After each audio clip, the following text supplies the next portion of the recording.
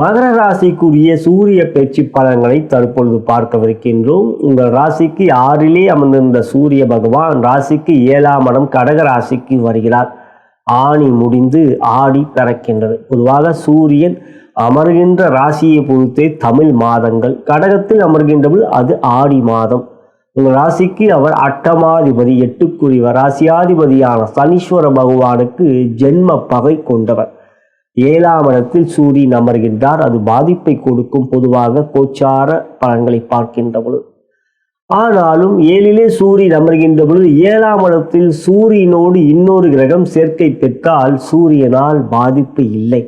கோச்சார வேதை, கோச்சார பலன்களை பார்க்கின்ற பொழுது கோச்சார வேதையும் நாம் கவனத்தில் கொள்ள வேண்டும். வேதை என்றால் தடை, வேதகன் என்றால் தடை செய்பவன். சூரியனோடு ஒரு கிரகம் 7லே சேர்க்கை பெறுகின்ற அந்த கிரகம் வேதகனாக சூரியனுடைய அசுப பலன்களை தடை செய்வார். இப்படி பார்க்கின்ற பொழுது சூரியனோடு புதன் ஆகஸ்ட் 11 வரை சேர்ந்திருப்பார். ஜூலை 16 முதல் ஆகஸ்ட் 17 வரை உங்களுக்கு சூரியன் 7லே இருப்பார். அதுதான் இந்த ஆடி மாதம். ஆகஸ்ட் 11 வரை புதன் சேர்க்கை பெறுகிறார். 11ஆம் தேதி முதல் 17ஆம் தேதி வரை சேர்க்கை பெற மாட்டார். இருப்பினும் அதுவரை சேர்க்கை பெறுவதனால் சூரியனால் பாதிப்பு இல்லை. இருப்பினும் சூரியன் 7லே அமர்ந்து உங்கள் ராசியை பார்ப்பார்.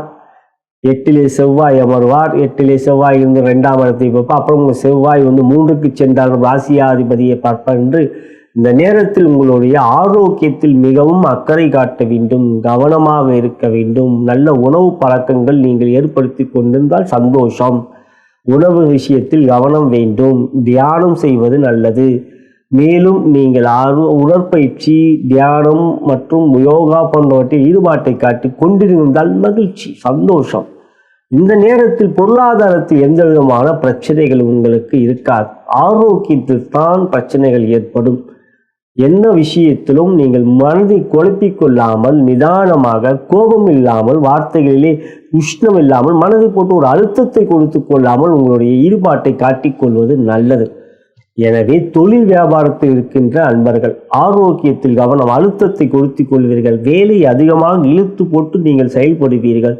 அவற்றினால் உங்களுடைய மனதிலே அதிகமான அழுத்தங்கள் ஏற்படும். இவை கவனத்தில் கொள்ள வேண்டும். பொது பலனாக பார்க்கின்றபோது இவை ஒரு எச்சரிக்கை.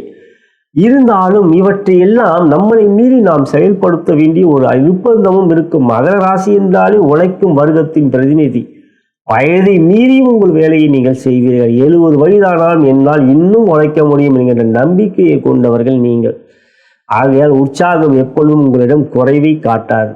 செயல்களிலே மிக மிக சுறுசுறுப்பை காட்டுவீர்கள். அந்த விஷயத்தில் உங்களுக்கு நிகர் உங்களை நீங்களே. மகர ராசிக்கு நிகர இன்னொரு மகர ராசியே. ஆனால் என்னோட உழைக்கும் வர்க்கத்தின் பிரதிநிதி உங்கள் ராசிக்கு அதிபதியான சனீஸ்வர பகவான். இருந்தாலும் இந்த நேரத்தில் ஒரு தொழில் வியாபாரத்தில் அதிக வேலை பலுவை இழுத்து போட்டுக்கொண்டு அதிகமான அழுத்தத்தை ஏற்படுத்தி கொள்ளாமல் பார்த்து கொள்ளுங்கள். மற்றபடி ஆரோக்கியத்தில் கவனம் இருந்தால் பொருளாதாரத்தின் நிச்சயம் பிரச்சனைகள் எவையும் இல்லை, முன்னேற்றமே உங்களுக்கு. உத்தியோகம், வேலை பலு அதிகரிக்கும். அதிக வேலை, மற்றவர்கள் வேலையும் உங்களிடம் சேர்ந்து செய்வீர்கள். அவர்கள் வேலையை விட்டு நின்று இருப்பார்கள், இல்லை மருத்துவ இடிப்பில் சென்று இருப்பார்கள். மொத்தத்தில் அவங்க வேலையை நீங்கள் சேர்ந்து செய்கிற மாதிரி அமைஞ்சிடும். இப்போ வேற என்ன பண்ணுறது அப்படின்ட்டு சில பேர் பார்த்தீங்கன்னா கர்ப்பமாக இருப்பாங்க, அவங்க ஒரு 2 லீவ் போட்டிருப்பாங்க. அப்போ என்ன பண்ணுவீங்க? நீங்கள் அந்த வேலையை நீங்கள் செய்கிற மாதிரி இருக்கா. அவங்க திருப்பி வேலையில் சேர்ந்துருவாங்களே, அதனால் இன்னொரு ஆளை எடுக்கவும் முடியாது. அந்த மாதிரி மகர ராசிக்கு இந்த நேரத்தில் வேலை அதிகமாக ஏற்படும். கொஞ்சம் கடுப்பாவீங்க, கோபத்தையும் காட்ட முடியாது. இப்போ தான் கொஞ்சம் வெளியே வந்திருக்கு 7.5 சனியை முடிஞ்சு அப்படின்ட்டு.